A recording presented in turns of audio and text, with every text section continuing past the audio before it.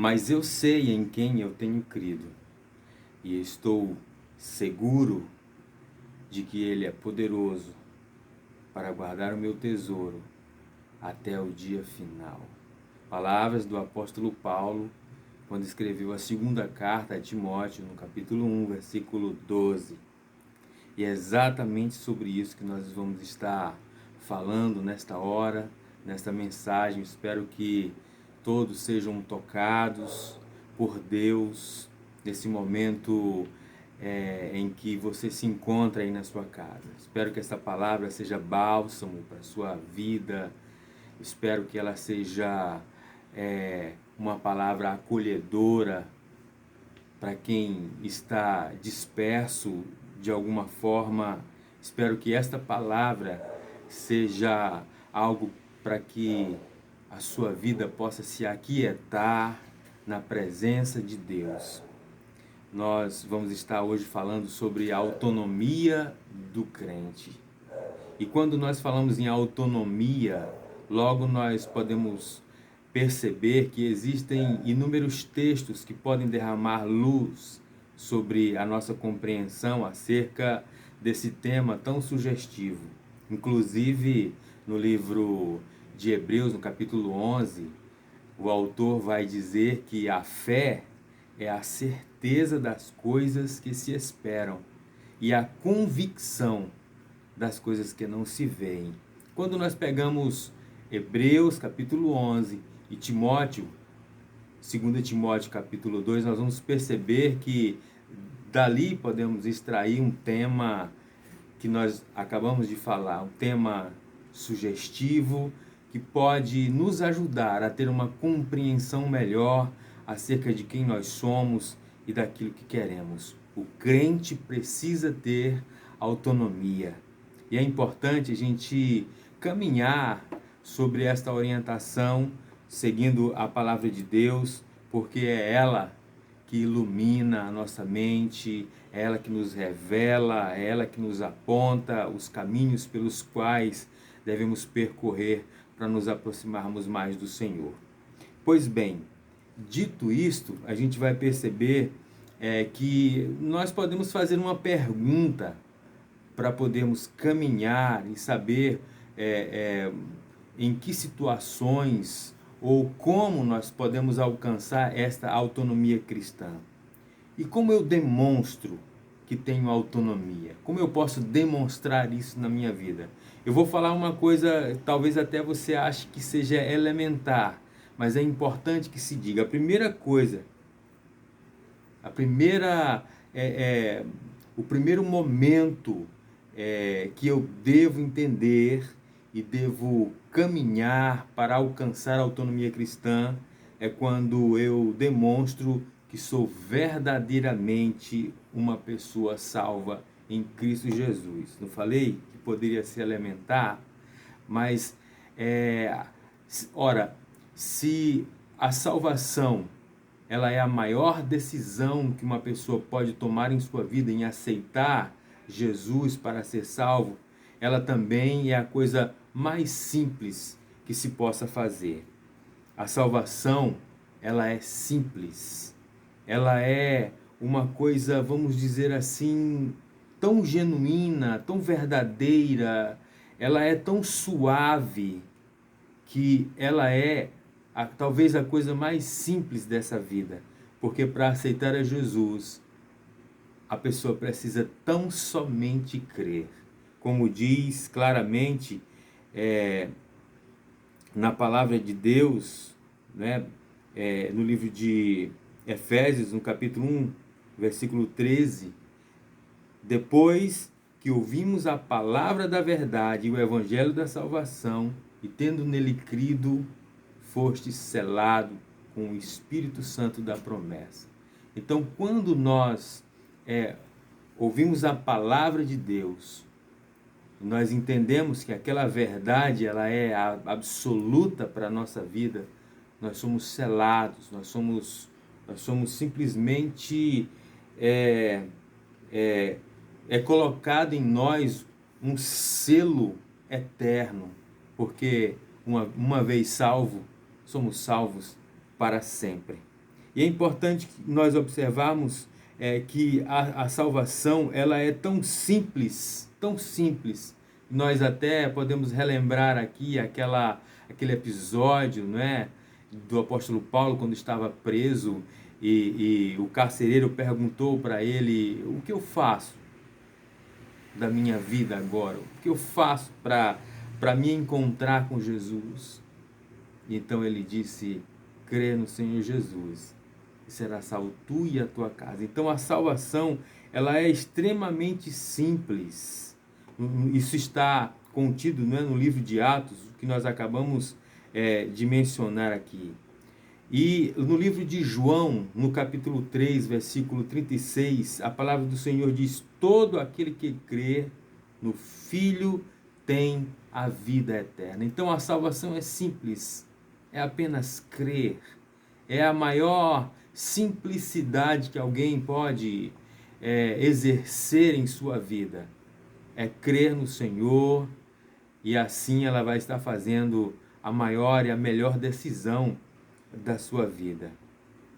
Mas como eu faço para ser um cristão autônomo? Como eu faço para ter autonomia num cenário tão desgastante como é esse, em que as pessoas estão apostatando da fé, no momento em que o evangelho se tornou algo como que fragilizado, fragmentado, onde as pessoas buscam de forma muito fácil se encontrar com o Senhor e às vezes até barganham, tentam barganhar a sua salvação. Aliás, o apóstolo Paulo advertiu de uma forma muito interessante Timóteo, quando ele percebeu que também naquela época muitas pessoas estavam buscando esse evangelho raso, superficial, pálido e tímido.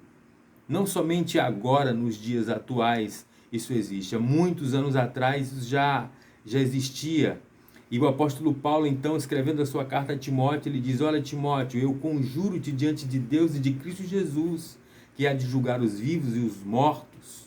Prega a palavra a tempo e fora de tempo, admoesta, repreende, exorta com toda longanimidade e ensino, porque virá tempo, Timóteo, em que as pessoas elas vão sentir coceira no ouvido e elas vão se cercar de falsos mestres, porque elas vão querer ouvir o que é conveniente a elas.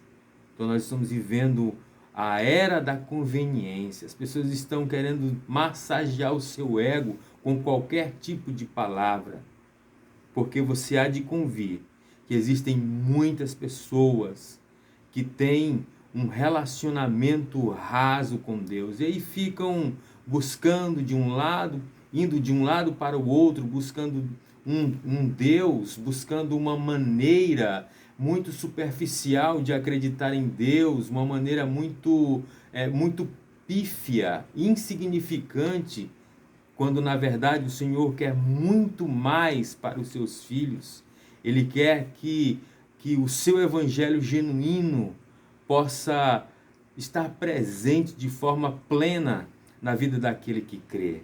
E é interessante a gente observar nesse segundo ponto aqui, né, que quando as coisas vão de mal a pior, mas eu não abandono a fé em Cristo, é que eu demonstro que eu sou uma pessoa, além de genuinamente salva, eu sou um cristão autêntico e eu tenho autonomia cristã.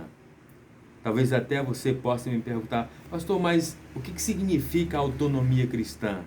Auto significa eu e nomia significa administração. É quando eu tenho a capacidade dada por Deus de me gerir, de me administrar, de coordenar as minhas emoções, de ter inteligência emocional ao ponto de a minha mente e o meu coração trabalharem em comum acordo.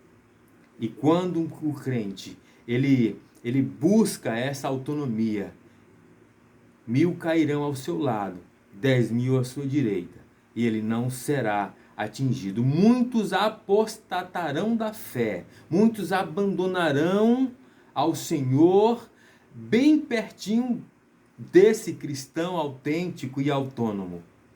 Mas, no entanto, ele não cairá, porque ele é resiliente. Nós podemos até entender que um cristão autêntico e autônomo, ele é resiliente.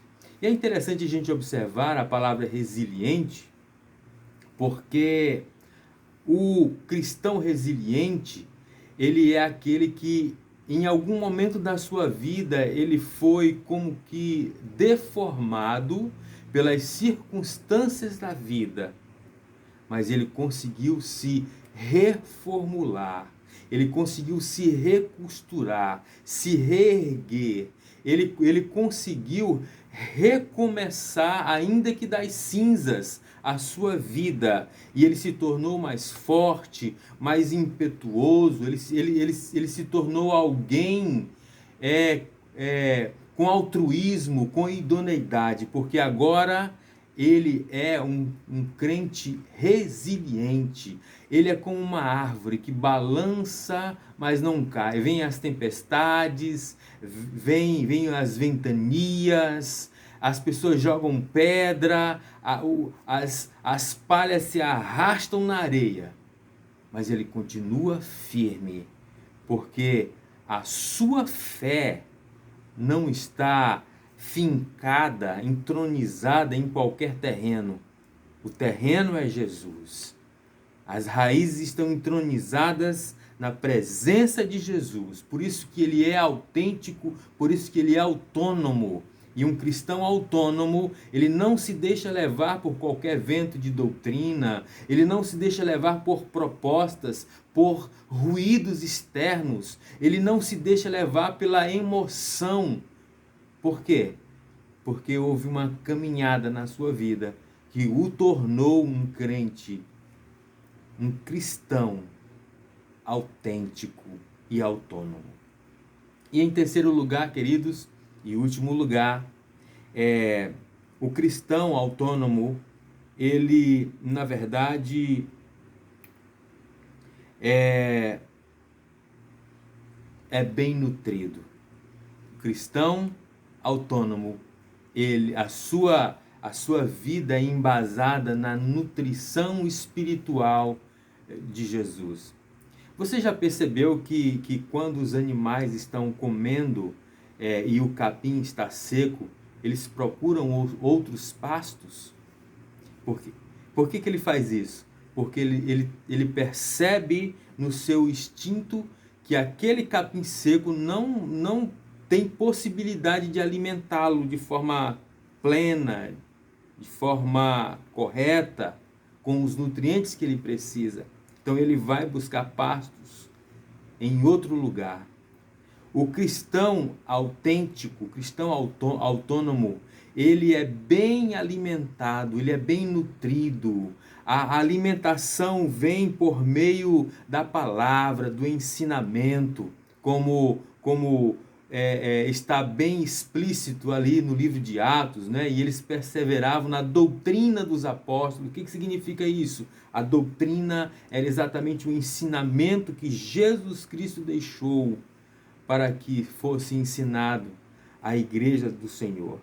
No livro de 1 Pedro, no capítulo 2, versículo 2, a palavra de Deus diz: desejai afetuosamente como meninos novamente nascidos, o leite racional, não falsificado, para que por ele vá descrescendo. O que significa isso? Esse leite, esse alimento, ele tem um pertencimento cristão. Por quê? Porque é o cristão que busca esse leite genuíno, essa vitalidade espiritual para crescer de forma sustentável. Por que muitas pessoas abandonam a igreja? Por que muitas pessoas abandonam a fé? Porque o alimento não tem nutrientes. Por que muitas pessoas acabam se desviando dos caminhos do Senhor, porque a sua vida não está embasada, não está pautada em um alimento sólido, em um alimento que dali ele vai processar tudo aquilo que o seu organismo precisa, como o apóstolo Paulo muito bem falou, né, no livro de Tessalonicenses, que o vosso corpo, alma e espírito sejam plenamente conservados. E essa conservação se dá quando nós somos muito bem alimentados. E eu digo para você com toda certeza, esta palavra de hoje ao seu coração é para alimentá-lo. É para você bater no peito e dizer: Senhor, eu sou um crente autônomo. Porque muitos podem apostatar da fé, muitos podem cair ao meu lado, outros à minha direita, mas eu não vou ser atingido porque a minha fé está pautada na tua palavra. E é interessante, irmãos, a gente observar que o apóstolo Paulo, ainda que na tribulação, ainda que na turbulência da vida, ele se deu ao luxo de poder dizer: olha, quem é que vai me separar do amor de Deus? Olha quão confiável é esta palavra, olha que ousadia, olha que palavra importante para a minha vida e para a sua vida, o apóstolo Paulo dizer: quem é que vai me separar do amor de Deus? Isso é um enunciado, é uma narrativa de uma pessoa que de fato tem autonomia, tem altruísmo, tem idoneidade. E é isso que nós precisamos ter. E quando ele diz que nada o separará do amor de Deus, ele pontua várias possíveis tentativas de alguma coisa tentar interferir na sua vida, e ele vai dizer que isso não é possível. Então ele continua dizendo, não é, no livro de Romanos, ele fala claramente acerca dessa questão no livro de Romanos, no capítulo 8, a partir do versículo 35, ele faz uma pergunta, ele diz: quem nos separará do amor de Deus? E aí ele mesmo responde: é a tribulação? É a angústia? É a perseguição? Ou é a fome? Seria a nudez? O perigo? A espada? Porque eu estou certo. Olha, mais uma palavra de alguém que tem certeza da sua salvação, de alguém que tem autonomia cristã. Porque eu estou certo. Eu tenho convicção daquilo que eu quero. Porque eu estou certo de que nem a morte, nem a vida, nem os anjos, nem os principados, nem as potestades, nem os principados, nem o presente, nem o porvir, também a altura, e nem tampouco a profundidade, nem alguma outra criatura nos separará do amor de Deus que está em Cristo Jesus, o nosso Senhor. Essa palavra é alimento solidificador para consolidar ainda mais a nossa fé e entendermos que nós temos um Deus que nos alimenta todos os dias e que nos traz a certeza, a convicção, assim como no início da mensagem nós falamos: mas eu sei em quem eu tenho crido e eu estou certo de que Ele é poderoso para guardar o meu tesouro até o dia final. Que Deus te abençoe e que te faça sempre entender que você precisa ter certeza de que você é um cristão, ou se não é, precisa buscar ser um cristão autêntico, autônomo, e que nada possa desvirtuar a sua mente e de poder continuar na presença do Senhor. Que nada atrapalhe a sua vida espiritual. Você continue galgando, buscando a presença do Senhor na sua vida todos os dias. E seja um crente autônomo. Não caia, não incorra no erro em que muitos acabam incorrendo de buscar um evangelho superficial por aí. O crente autônomo está sempre embasado na palavra de Deus e nada